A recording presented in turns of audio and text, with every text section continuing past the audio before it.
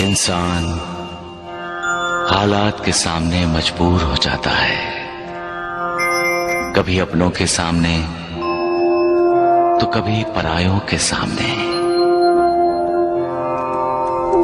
इंसान को मजबूर देखकर कभी कभी मालिक भी मजबूर हो जाता है,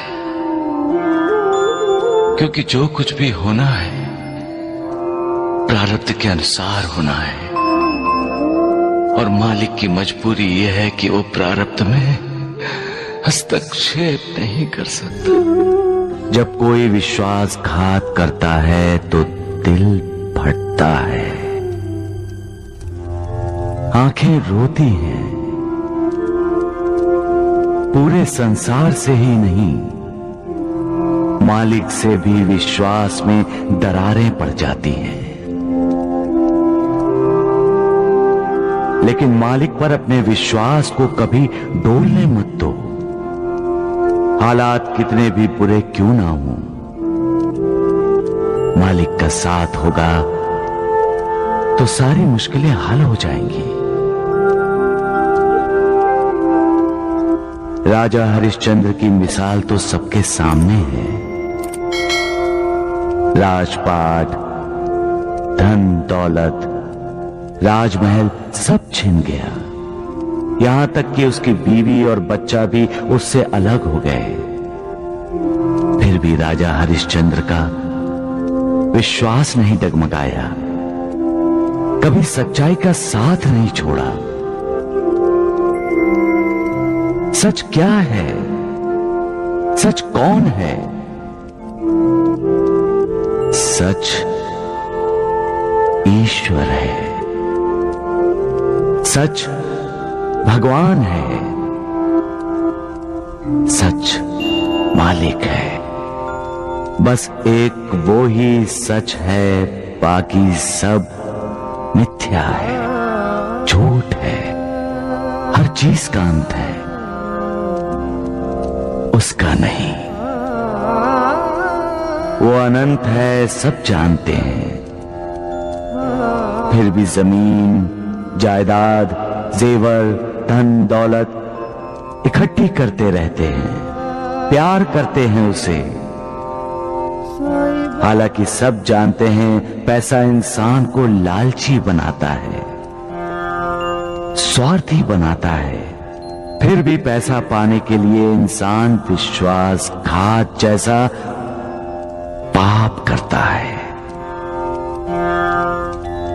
प्यार करना है तो मालिक से करो। वो प्यार करो जिससे श्रद्धा जागे, वो प्यार करो जिससे विश्वास पैदा हो, वो प्यार करो जो पुण्य दे। वो ही पुण्य तुम्हारा उद्धार करेगा। कमजोर इंसान हालात के सामने सिर झुकाते हैं, लेकिन कुछ इंसान ऐसे भी होते हैं जो हालात पर सवार हो जाते हैं। बाजी, हालात के सामने मजबूर होकर बच्चों को अपने से अलग करके उन्हें त्याग देना, ये फैसला गलत था। माता पिता को अपने बच्चों को हालात से लड़ने की शिक्षा देनी चाहिए, हालात के सामने मजबूर होने की नहीं। हालात के सामने मजबूर हो जाना ही पलायन है। ये सोच ही इंसान में निराशा को जगाती है। आपके बेटे और बहू ने बच्चों को त्याग देने का फैसला लेकर अपने बच्चों को कौन से संस्कार दिए माँ जी? माँ जी, हर इंसान की जिंदगी में बुरे दिन आते हैं। जिंदगी बसंत बहार नहीं है। यहां रोशनी है तो साथ में अंधेरा भी, यहां उदय भी है और यहां अस्त भी। यहां दुख भी होते हैं और सुख भी। यहां कुदरती सूखा पड़ता है तो सूखी भावनाओं का भी पड़ता है अकाल। माझी अकाल पड़ना एक कुदरती व्यवस्था है जो इन सब का सामना करता है, मालिक उसका साथ देता है।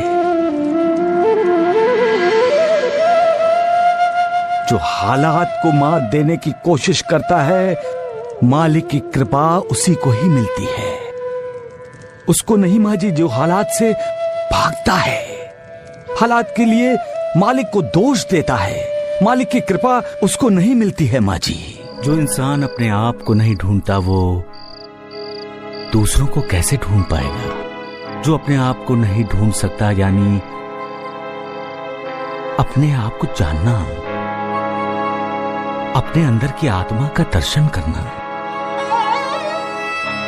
अपने अंदर ज्ञान का जो प्रकाश है उससे अपना जीवन प्रकाशित करना। जब अपना जीवन प्रकाशित हो जाए तब दूसरों की खोज आसानी से की जा सकती है। कोई मिसाल दे सकते हो तुम? एक तपस्वी साधु का शिष्य था। कई वर्ष कोशिश करने के बाद भी वो ध्यान नहीं लगा सका। आखिर वो अपने गुरुदेव यानी उस तपस्वी साधु के पास गया। बोला, इतने वर्षों से मैं ध्यान लगाने की कोशिश कर रहा हूं लेकिन ध्यान लग ही नहीं रहा। तो फिर तपस्वी साधु ने क्या कहा? साधु ने कहा, तुम इस देश के राजा के पास जाओ, ध्यान कैसे लगाया जाता है वो तुम्हें शिक्षा देंगे। एक राजा? हाँ गुरुदेव। वो राजा के पास गया और जाकर उसने देखा कि राजा तो मदिरा और मदिराक्ष में डूबा हुआ है। हाँ गुरुदेव, ऐसा ही हुआ। नर्तकी का नृत्य देखने वाले राजा को देखकर शिष्य लौटने लगा। तो राजा ने उसे रोका और जब उसे ये पता चला कि शिष्य को साधु ने भेजा है तो उसने शिष्य को कहा कि अब आए हो तो हमें आतिथ्य सत्कार का अवसर दो, यही? बिल्कुल ऐसा ही हुआ गुरुदेव। आराम शिष्य ने कभी देखा नहीं था।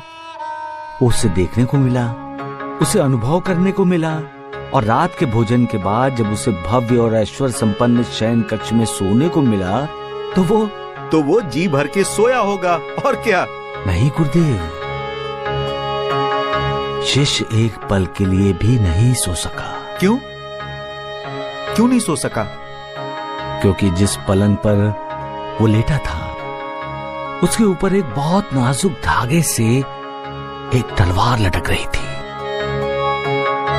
ऐसा लगता था किसी भी वक्त धागा टूटेगा और तलवार सीधी उसके सीने में घुस जाएगी। कहानी का ये मोड़ अच्छा है साईं। सुबह हुई, राजा आया। उसने विनम्रता से पूछा, महात्मन, आपको नींद तो ठीक से आई ना? शिष्य ने कहा, राजन, इस लटकती तलवार ने मुझे रात भर सोने नहीं दिया। सोना चाहता था, नींद भी आ रही थी, लेकिन बार बार लटकती तलवार याद करके आंखें अपने आप खुल जाती थी। तब राजा ने क्या कहा? राजा ने कहा, मान्यवर, ध्यान ऐसे ही किया जाता है। ध्यान करने के लिए आंखें बंद करके पद्मासन लगाकर बैठना ही आवश्यक नहीं है। ध्यान का अर्थ ही है सोते, जागते, उठते, बैठते, हर पल, हर समय उस पर ब्रह्म परमात्मा का स्मरण करना। बढ़िया, बहुत बढ़िया साईं, बहुत बढ़िया कहानी सुनाई तुमने, वाह। गुरुदेव, जब हम ध्यान लगाते हैं तब हमें हमारे अंदर की आत्मा के दिव्य दर्शन होते हैं और आत्मा के दिव्य प्रकाश में ही हमें उस निर्विकार के दर्शन हो जाते हैं। इसलिए कहते हैं कि पहले अपने आप को खोजो। सबका मालिक एक।